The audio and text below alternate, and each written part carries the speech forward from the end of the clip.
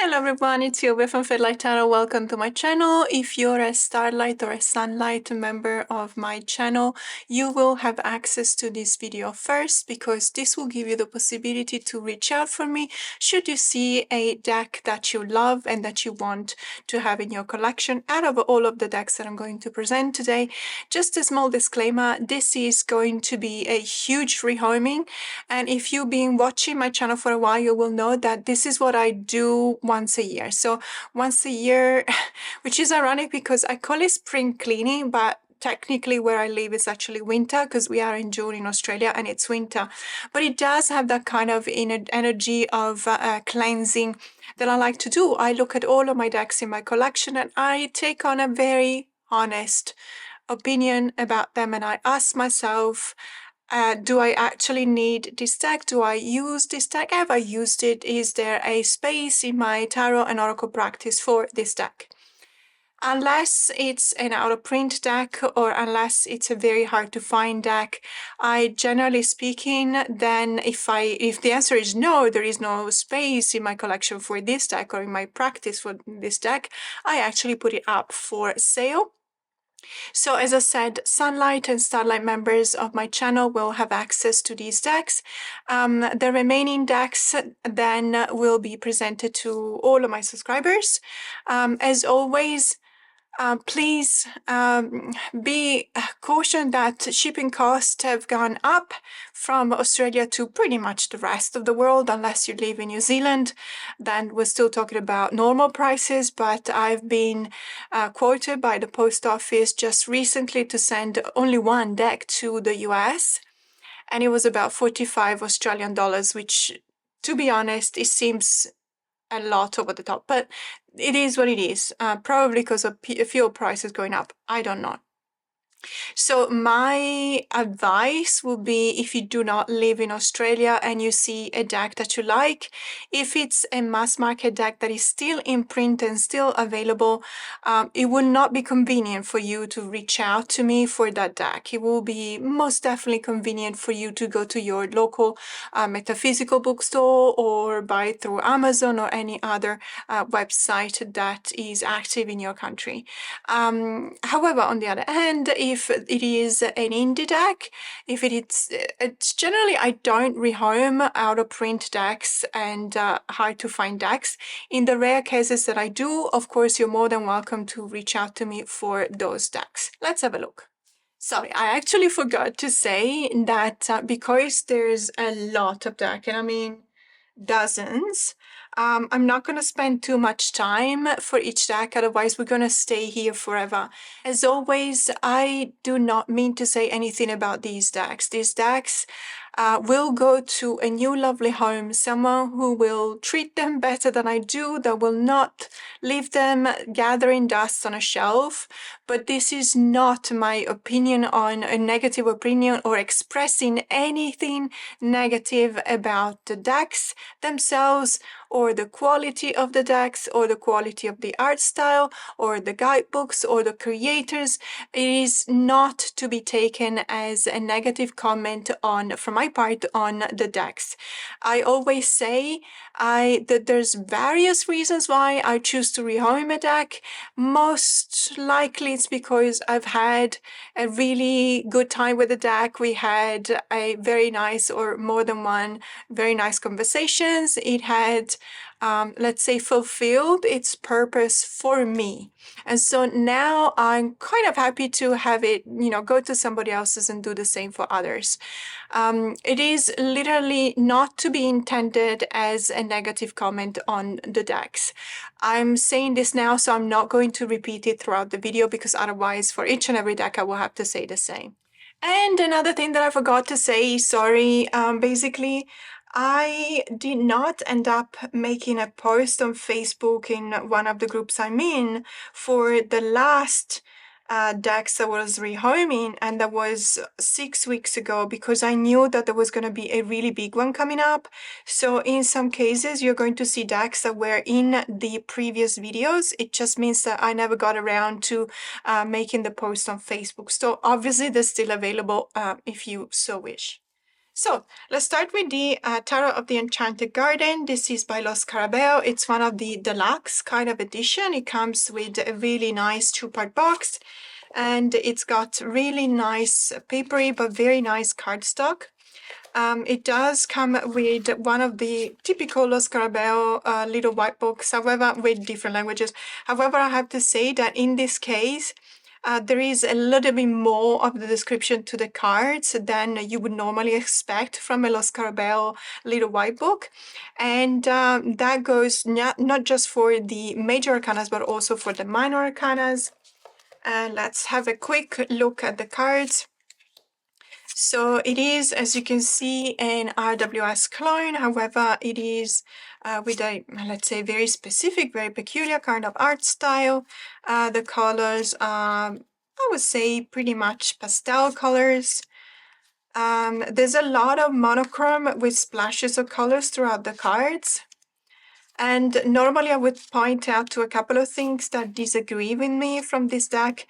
But as I said at the beginning of the video, I'm not going to do this in this video. First of all, because we really don't have 2-3 hours to stay here talking about decks. But it's also because I don't want to influence anyone. I found that it is, even though I really do not mean anything negative about my comments, even when it's something that I disagree with, it's just a different point of view, and everyone is entitled to have their own point of view. So this is a deck that is just not doing it for me, and I'm more than happy to pass it along to someone that will love it. Next, and there's absolutely no order, by the way, I'm just grabbing them, they're all on my desk right now, is the Oracle d'Anka. This is a French Oracle deck. It's very, very interesting. It's got a very interesting way of working and a very interesting guidebook. So there's meditation prompts and journaling prompts for each and every one of the cards. This is one of a series, so obviously there's a few more that are specific for a very specific kind of work of introspection. These are the backs, and I'm just showing you because they have different colors, so you'll be able to separate the cards once you need to. It is gilded in this really nice silver. So basically, you can read it as a normal oracle, and by normal I mean the usual way you would pair it up, for example, with a tarot deck or not, depending on what you do with an oracle deck. But technically, this is supposed to be used for very specific kind of work. So you draw a card out of, you see that the color is different also in the number here. So you draw a card out of each group, and that is supposed to tell you basically a way in which you feel uncomfortable in your life right now. Then the next card is supposed to tell you what the possible origin of that feeling of unpleasantness is due, and then it's telling you also a way in which you can work with that. I am looking forward to getting the other decks from the Anka series that are on different thematics. So basically I've done all the work that I wanted to do with this one, and now I'm ready to let it go to someone else. And then we're moving on to this oracle here. This is the Artai Oracle by Olivia Rose. This is a indie deck. Olivia Rose is also the creator of the Mind's Eye Tarot, which is a mass market deck. I don't know whether there are plans or not to republish this one as an indie or as a mass market deck. I know that this is now officially out of print, but as I said, Olivia Rose is a very prolific artist, and there's another oracle deck that she's produced, which is called the Mermaid's Purse Oracle, which I don't have. This is a very beautiful deck. It's got that kind of really soft touch to it, rose petal, I would say. It does have borders, which is one of the reasons why I never really clicked with it. The artwork is really, really amazing, and if you don't follow Olivia Rose's Instagram account, I highly recommend it because she's a very skilled artist. So this is the Artai Oracle. And this is the Luna Lapan Tarot and Oracle cards. There's 100 cards in total. It comes with a certificate of authenticity. This is one of the decks that I was able to acquire in Thailand. I think this is the guidebook. That's something that you need to know. The guidebook is actually in Thai because it was bought in Thailand. All of the decks that are produced and resold by Tevada are actually you can actually find them in bookstores in Thailand. I actually found this one and other decks in Kinokuniya, Bangkok, the flagship store, which is absolutely huge, and it's got, I kid you not, at least 1,000 decks. At least at the time in which I was there, which was more or less last year in July, I almost had a heart attack. I actually posted a video in my Tarot on Tour Thailand. I posted a video of the footage that I've taken whilst browsing the shelves in Kinokuniya. And honestly, you can ask my husband, I really had to stop myself from shaking because in my entire life, I have never seen so many decks all at once, as in a bookstore. Of course, I've seen people with collections, but I have never been to a bookstore that would have so many decks all together for sale. And that was actually a bit overwhelming. I'm not that easily overwhelmed, but I found that it was a bit overwhelming because I couldn't possibly have bought all of the decks that I wanted to. And so choosing was very hard because they were all amazing. They do have all of the Tevada, or at least most of the Tevada decks. And so obviously, I could get those decks without having to pay for shipping. They were also priced at a very convenient price for me because the exchange rate at that time, between the Thai baht and the Australian dollar was very convenient for the Australian dollar. So there was a number of reasons why I was overwhelmed with the choice that I was presented. But I got this one, I got a few others.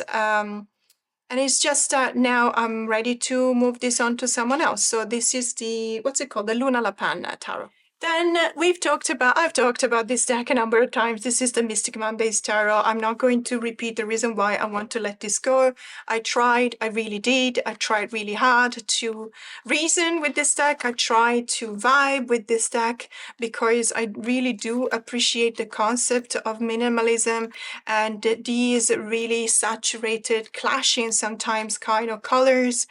I really wanted to like it. This deck had a bit of an unfortunate story when I acquired it. It was during the lockdown. It was damaged. So you need to know there are cards with scratches, and I don't know if you can actually see this one. This is a scratch, and it's not the only card that has a scratch. I tried to bring it back because I did buy new, but because it was during the lockdown where shops were closing and opening and closing and opening, and we didn't necessarily know when they were open. I missed out on the window in which I could actually get either a refund or a replacement deck. And to be honest with you, I now know that I should have been entitled to regardless of the window because the cards were damaged. But I think that back then there were a lot of guys that were employed by the bookstore that had no experience, and they just didn't know that as a consumer, I had been sold a defective product. I mean, I don't like to say it that way, but it is what it is. And so I should have been entitled to some kind of, at least a gift voucher. But it's fine. I mean, it was nobody's fault because they didn't know what the rules were.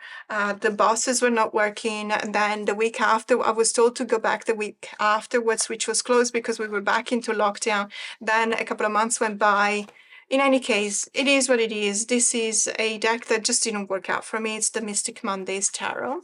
And the next one is this one. This is the Sweet Forages Tarot by Sam Rook, published by Rockpool. It's one of the minis. I have had a few trial with this deck. I have to say, one of the reasons why it just didn't work out for me is that because there's always a bit of a bow in almost all of my Rockpool decks, which is ironic because I know from other tarot tubers that they have the same experience. Although even more tarot tubers have the same experience with Hay House decks, which is it's weird, but I think it might depend on transport and humidity. It came this way. Again, I didn't really pay too much attention to it. It's not a massive deal breaker for me when a deck is slightly bowed.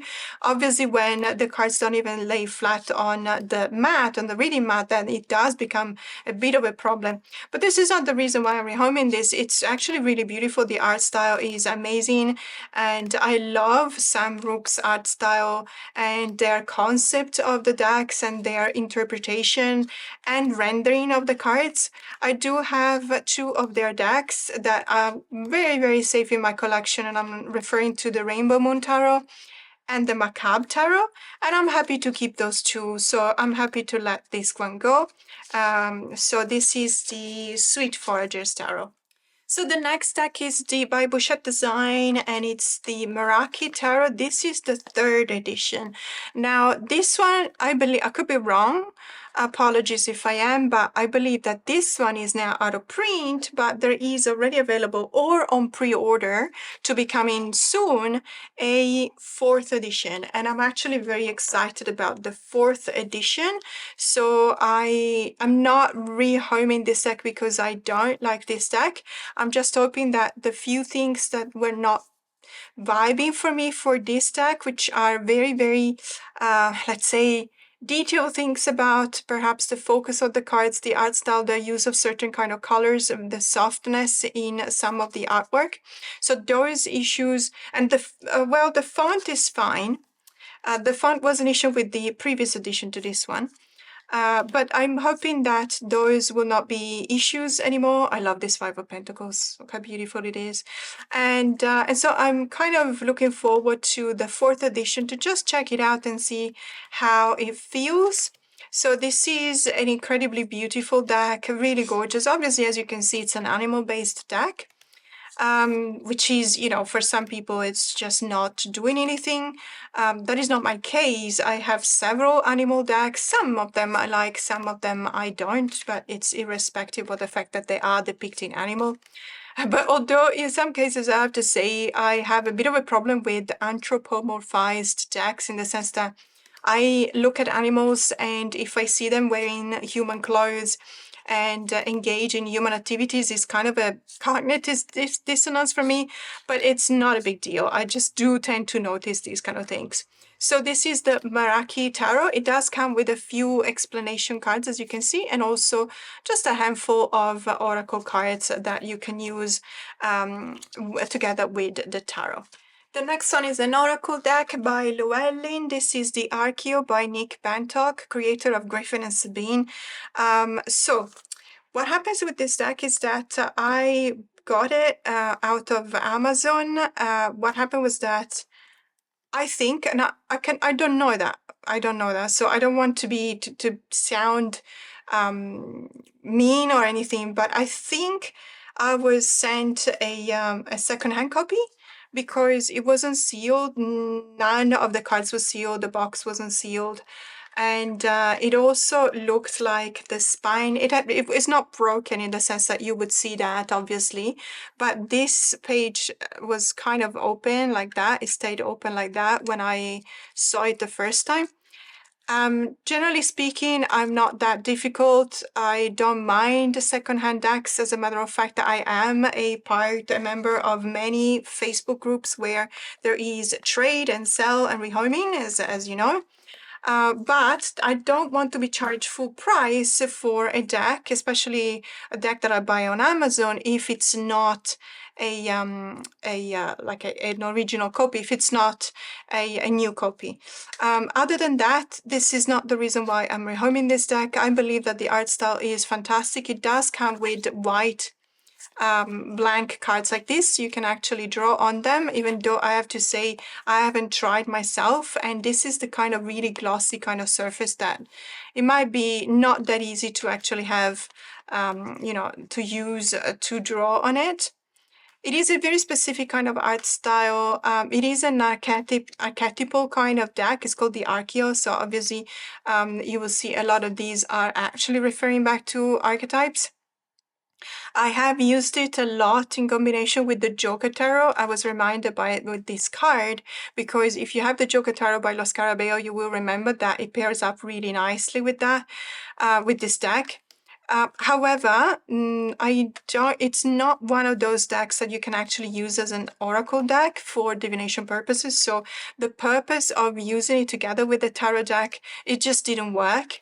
It is specifically an archetypal kind of deck, and so obviously there's a lot of you that use archetypal decks, and I do too. But then I prefer to have a really comprehensive deck, and I think that King Krantz has done a fantastic job with archetypes in her deck. And so I don't necessarily need another one, even though I really do love the art style. But in any case, this is the Archeo. And the next deck is probably going to be a bit of a surprise, but I have so many Angie Salin's decks. And it doesn't matter because, you know, I have a lot of Anatolian's deck as well. So I don't know where I'm going to this. What I mean to say is that I just need one or two. And I believe that this is probably the one with which I vibe the least. So this is the one that talks to me the least. Even though it's a really pretty deck, I have nothing to say about that. You would know this. It's a US Games deck, and I originally got it because it pairs up absolutely wonderfully with the Marielle Tarot. If you're familiar with the Page of Cups of the Marielle, you will see that it's almost exactly the same image as this one. And I remember I was filming a video in which I was showing you the pairing with my Marielle and this one, and the Page of Cups and this card actually came up in a pairing, and I was like, guys, I'm not doing this on purpose. I have not planned this. It just really happened. So I had a fantastic time with this one. It's just that it's a mass market deck, it's very readily available, and I feel like my time with this deck has come to a conclusion, and I just want someone else to enjoy it because it is a very beautiful deck. So these are the cards, very beautiful colors, very beautiful art style. The art style illustration is by Greg Spalienka. The book, as I said earlier, is written by Angie Salins.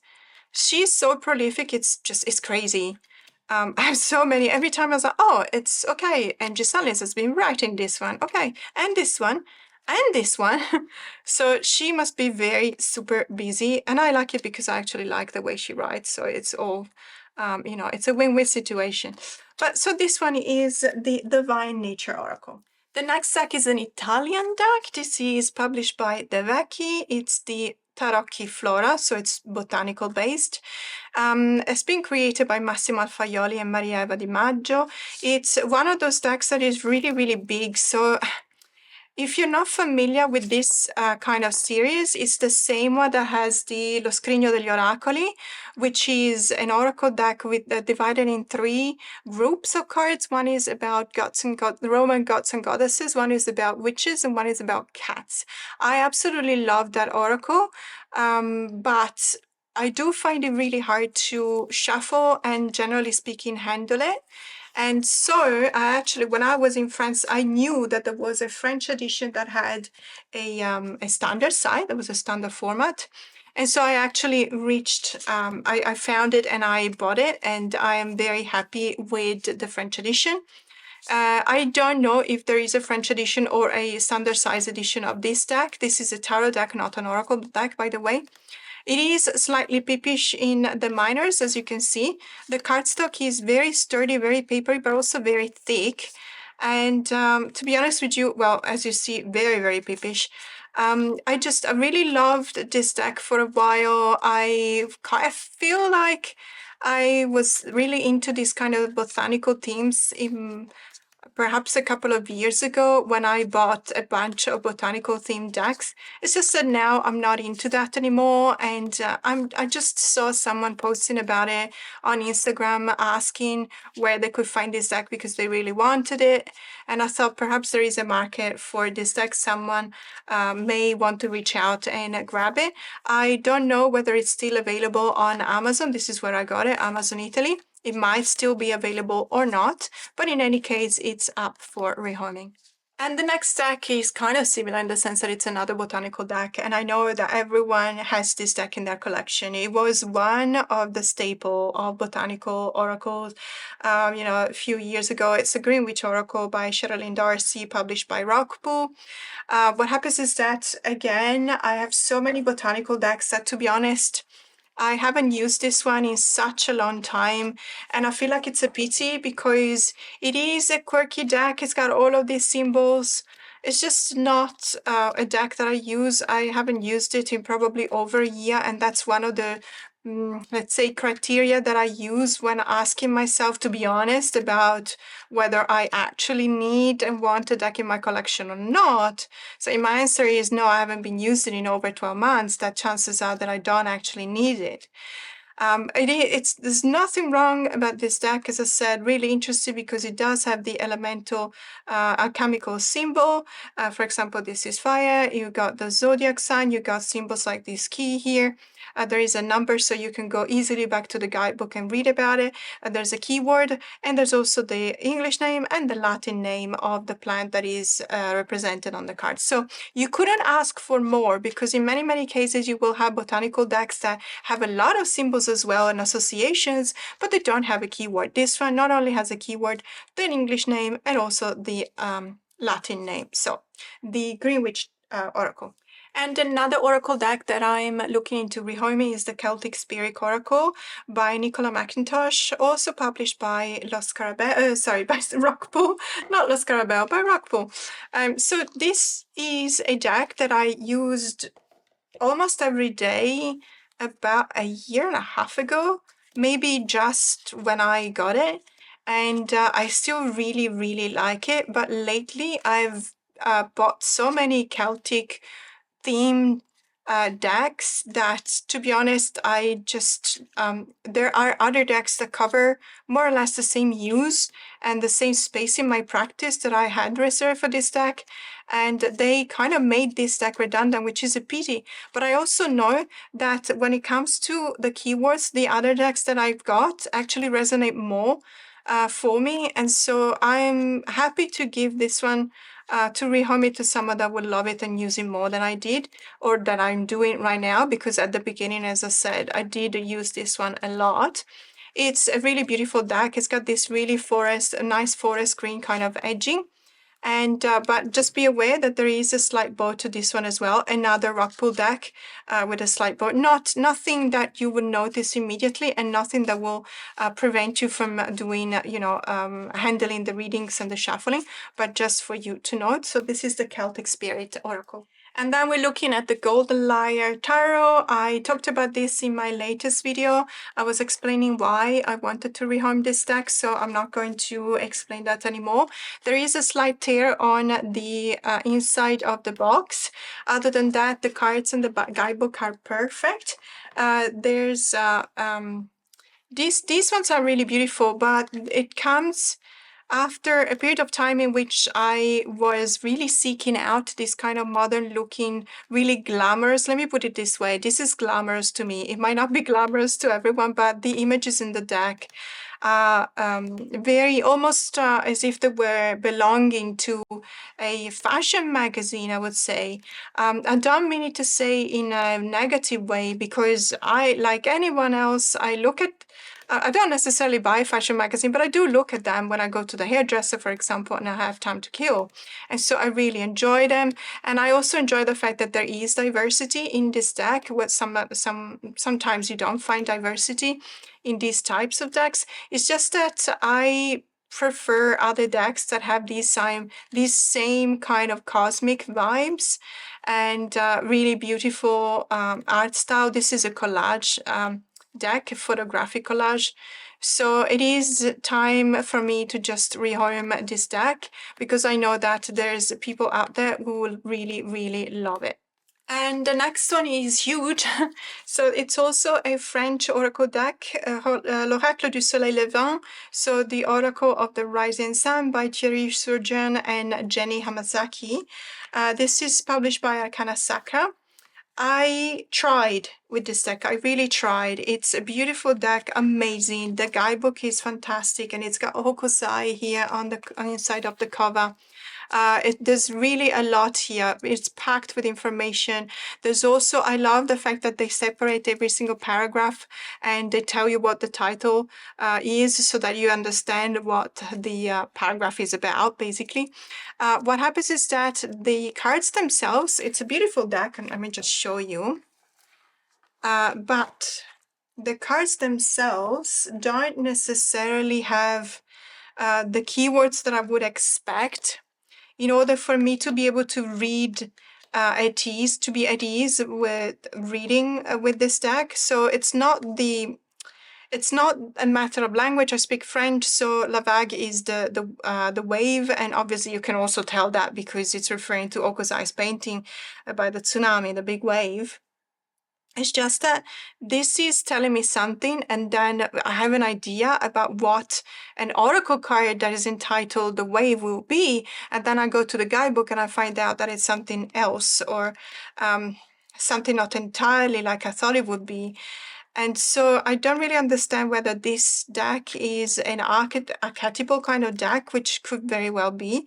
But then there's also other cards. So the Dharma, for example, we've done with my members, we've done a deep dive into Yokai, Yoshitaro, and we talked about the Dharma being this animated object that is supposed to bring good luck to everyone who's got it.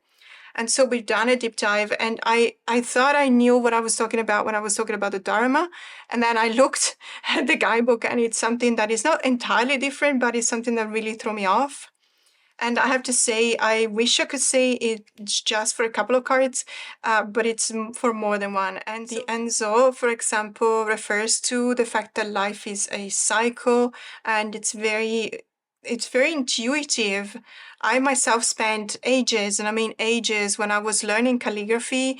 I spent ages trying to do the perfect Enzo. I never will be able to do so, which is a pity because I really like it. And for a number of years, it was on my WhatsApp icon.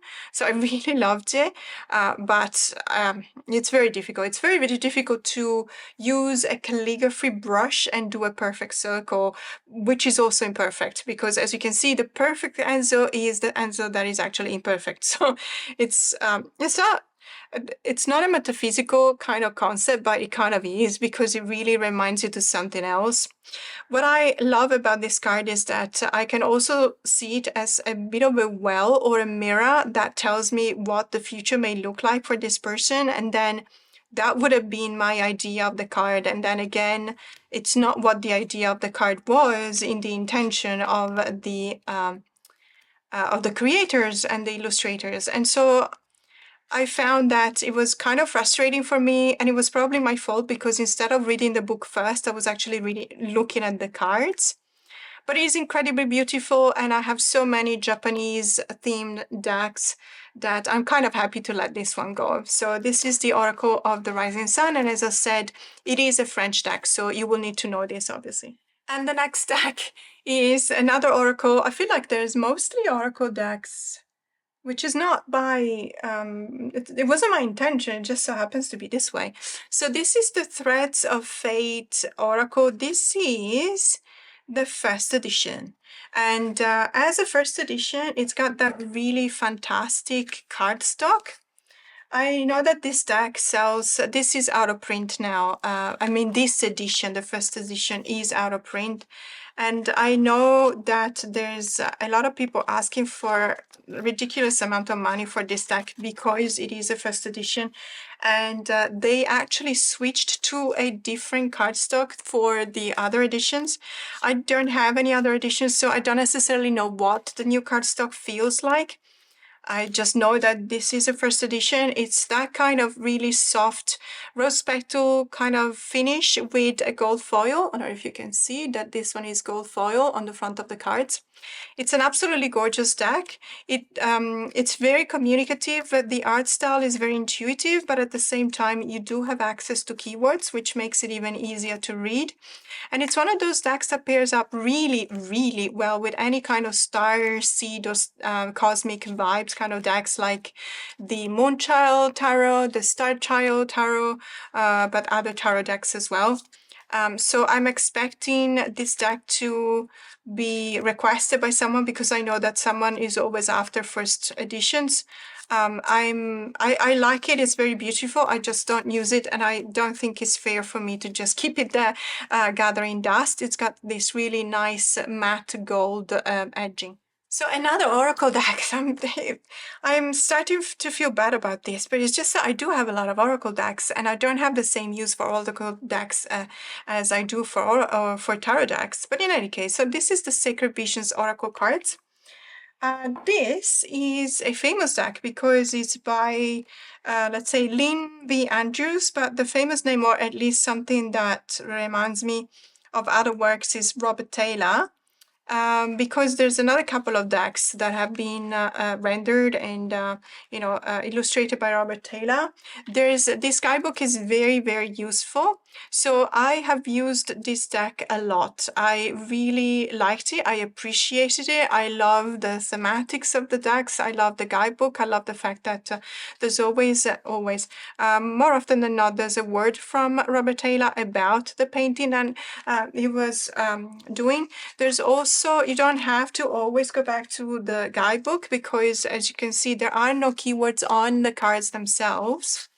But there's a very good explanation of the card on the back of the card. And let me tell you, had there been a keyword on the front, there's no way that I would have stopped using this deck. I would have continued using it. It pairs up really, really well with the Goliath Tarot. It's almost as if they were made for each other. It's a fantastic pairing. It would tell you a lot. It would be a fantastic experience. I can highly recommend it. However, in my case, because it's just one additional step to having to turn the card. And please understand, I'm not saying that to be whinging about it, absolutely not. I'm just looking at myself being practical. When I read for clients, for example, I have to be also on point, I have to be disciplined, I have to be systematic and practical. And sometimes it just doesn't look very good. Not being able to remember what the keyword is about this card, for example, and then having to turn it around and read about it. So it's just not very practical for me, but it's a very, very beautiful deck. And another deck. So this one is a tarot deck, though. I actually originally bought this one, this Cosmic Cards, because of the guidebook, because Maisie Bristol was, let's say, giving a deck and walk kind of imprint to the tarot. And the artwork is by Orla Bird, which is the author of the Avifauna deck, tarot deck. So I really loved her artwork, but as I said, I bought it initially not for the cards, because I can also tell you this is paper. It's literally coated paper, so it's not meant to be a tarot deck with a companion book. It's meant to be a let's say, tarot and astrology book with the cards in order for you to have something like a visual aid to focus on what was told in the book. I found myself that I have so many deck and walk books that, to be honest, this one is not the one that I agree the most. As a matter of fact, there's a number of cards that really do not resonate for me, and so I'm just going to pass it on to somebody else. So the next deck is going to be a bit of a shock because let me show you. It's easier. So this is the Ember Ora Tarot by Jamie Richardson. This is the original edition, not the Awakening edition. What happened was that when I saw it the first time years ago, I really loved the Awakening edition. I reached out to Jamie to get a copy. She was she couldn't because she didn't have any left, and I think that even back then she was already going through something, and I found that she let's put it this way, I was really eager to get a copy even of this edition, and she just was taking a long, long time to answer, and then she stopped altogether. And I think that it was not to say anything negative about her, but I think that knowing what happened afterwards, so if you don't know, Jamie basically has closed her chapter in her life dedicated to tarot, and she's now focusing on different things. And so I think that as she explained in a newsletter, that was not a difficult decision, but there was a decision that took some meditation and a lot of courage, and whether we agree or not. And so the reason why she wasn't interacting with me as much as other creators was because she was going through a lot at the moment.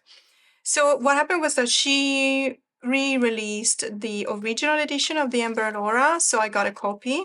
And then I was lucky enough to find someone from the US that was rehoming their Awakening edition. So I got the Awakening edition.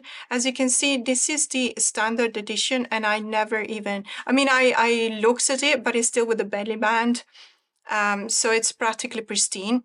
If you're not familiar with the difference between the Awakening edition and the original edition, the colors are slightly different. So there are more pinker tone, let's say, and cooler tones in the Awakening edition, and there are more earthy tones in the original edition. There's also, I think, maybe, I can't recall, but I think that the Awakening edition has white borders on the backs, and this one doesn't. And I can't recall of any other difference. There might be other differences. What happens is that I cherished my Awakening edition so much, and that is completely safe in my collection. I will never rehome that edition, but it is my favorite, and I don't use it. So the reason why I'm keeping it is because it is a collectible item, but I don't need two of them. And so I'm actually rehoming the Awakening edition, which is basically pristine. I'm also rehoming these two decks that I have used a lot at the beginning of my deck and walk with my Starlight and Sunlight members. So every 10 days we have this video about the deck and walk, the specific deck and that we're in. I used them because I wanted some astrology related decks, and I found that neither one of these two doing it for me when it comes to the right symbology and the associations. So this one is the Numinous Astro deck. I'm just going to show it this one first. So I'll explain what I mean. So the book is fantastic, by the way. It is very informative. As you can see, it's got a lot of categories, and I do like that because they give me more and more ideas. But the reason why I just don't really vibe with this deck is the art style.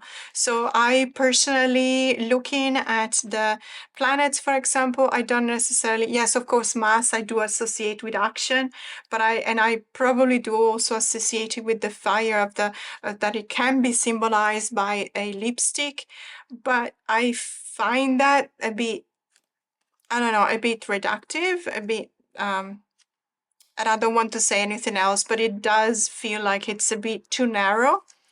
Moon and feelings, yes, but it's almost as if for each and every one of these cards, I would say, I feel like saying yes, but, or no entirely.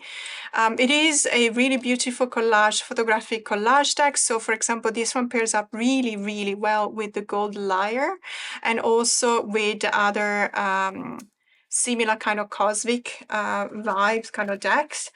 So this is the Numinous Astro deck. It's got 45 cards, by the way, and all the correspondences with the zodiac sign and planets.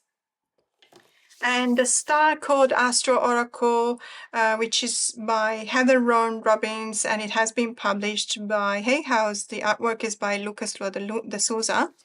This is a beautiful deck in the sense that I really love the artwork, but it does kind of have the same issue, or I have the same issue with this deck that I had with the Numinous Astro deck, in the sense that I don't always necessarily find the corresponding vibe between the planet or the house or the zodiac sign and the artwork.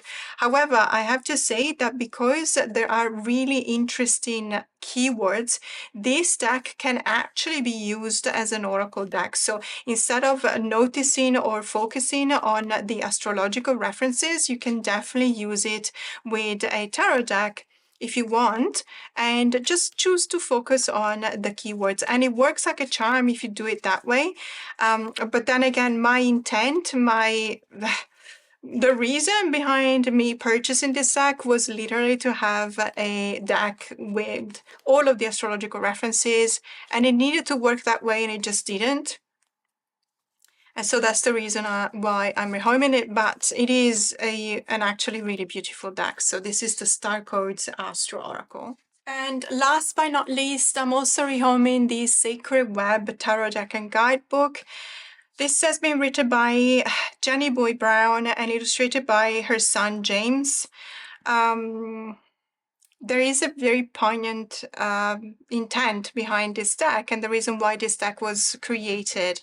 So Jenny's son James had a really terrible accident. He was in a very terrible accident, and after that accident he spent a lot of time in rehab. And there was a lot of, well, if you have ever been in an accident, you will know this. There's a time in which you are almost completely healed physically, but your mind can't stop going back to what happened. And the emotional scars sometimes last longer, most of the time they last longer than the physical ones. So what happened was that for James, in James's case, there were both physical and emotional scars, and also there was a lot of mental unrest. And so what happened was that thanks to Jenny's guidance, he was able to start drawing the cards for a tarot deck. And so there is a lot of talk about the way in which these cards were conceived and drawn in the guidebook. It is a very moving, very touching story. I also really like the cards. The art style, I appreciate it. I also appreciate where it comes from.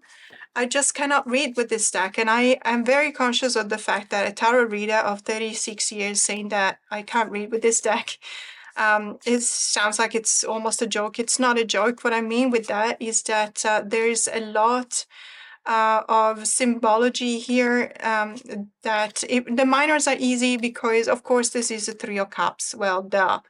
What happens is that in some of the cards also have a very intense kind of drawings and symbols, and especially when it comes to the eyes of the animals, and there's a couple of cards that have this is exact, not the same image, but a very similar one when it comes to the eyes. And I have a thing for eyes, and so it makes me very it makes me feel very uncomfortable by looking at them. Others are absolutely wonderful, like this one, for example. It's just that sometimes it really feels like it's not a deck that I get to easily understand, I get to easily interpret. It's not something that I feel like it's resonating with me.